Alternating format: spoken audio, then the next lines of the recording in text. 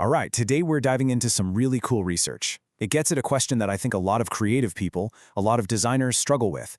How do you take a truly brilliant design and actually turn it into a successful, thriving business? Let's get into it.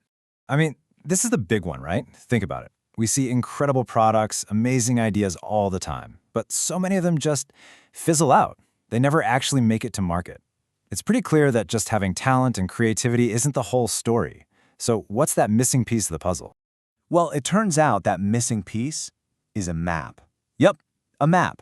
For a lot of designers, jumping into the business world feels like getting dropped in a huge, unfamiliar city with no directions, no GPS, nothing.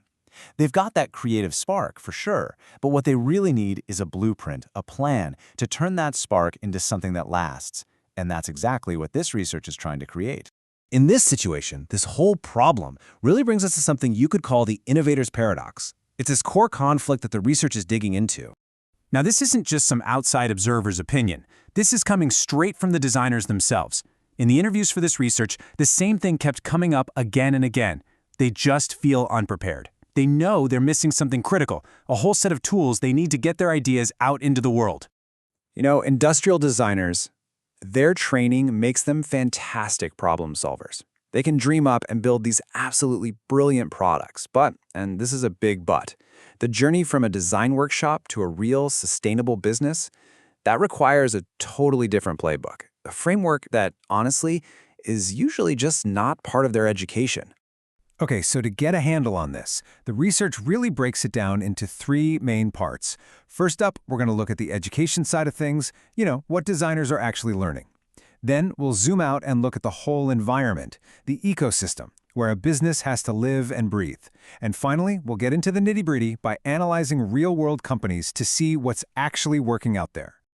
So let's start with that first piece of the puzzle, what's happening in the classroom. And wow, this really lays the gap bare, doesn't it? On one hand, you've got the standard university curriculum. It's awesome at teaching the technical skills, the how-to of design. But then you look at what it actually takes to be an entrepreneur. You need to know about business management, fundraising, marketing strategy. And that whole side of the equation is often completely missing. Okay, so education is one big piece of this, but the other crucial piece is the environment itself. I mean, it's just not enough to have a great idea.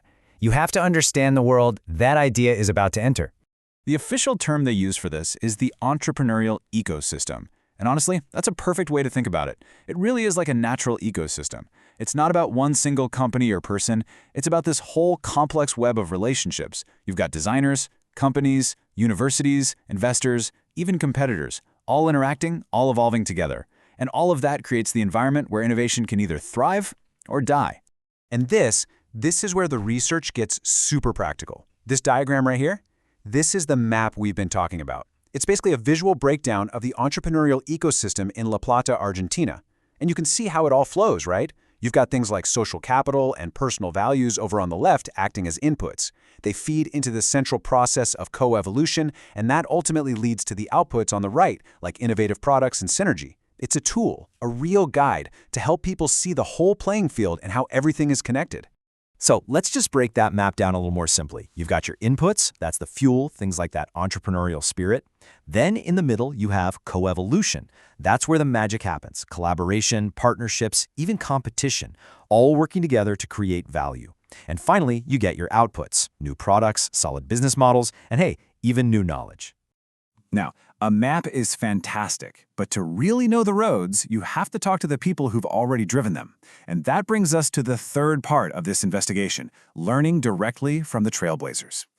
The researchers looked at a really specific window of time in Argentina, from 2001 all the way to 2018. And you might ask, why then? Well, it's because that period was a hotbed of activity. A lot of designers, sometimes just to survive, started their own businesses from the ground up. This created like a perfect natural experiment, a treasure trove of data on what strategies actually worked and, just as importantly, which ones didn't. So how do you deconstruct somebody's success story? Well, you ask the right questions. And those questions come right from that ecosystem map we just saw. Things like, what skills did they actually use? What resources were available? What were the big picture risks, like politics or the economy? And maybe most importantly, what was their personal motivation? What got them out of bed in the morning?